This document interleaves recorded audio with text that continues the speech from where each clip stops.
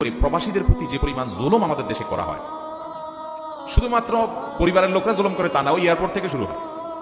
ঠিক না ঠিক? এয়ারপোর্ট থেকে শুরু হয়, মানে প্রবাসী আসছে, এর কাছ থেকে কে কিভাবে খাবলা মারে খাবে। ট্রলিওয়ালা ট্রলি আটকে রাখবে, ভাই একটা রিয়েল দেন তারপর ট্রলি দিব।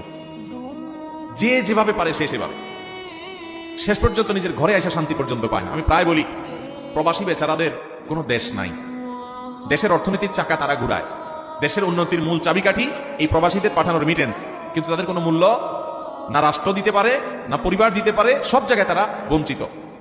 মিডল ইস্টে যারা থাকেন তারা জানেন, তাদেরকে ওই দেশের মানুষেরা, মনে করেন সৌদি আরবে থাকেন, তো সৌদির নাগরিকেরা তাদেরকে বলে আজনবী। আজনবী সৌদি বা আরব কান্ট্রিগুলোতে ওখানকার স্থানীয় ভাষায় আমাদেরকে, অর্থাৎ বাহির থেকে যারা সেখানে কাজের জন্য গেছেন, শ্রমিক বিষয়ে গেছেন, তাদেরকে কি বলে? আজনবী। মানে কি বুঝেন? আজনবী মানে হলো অপরিচিত, চিনি না কে।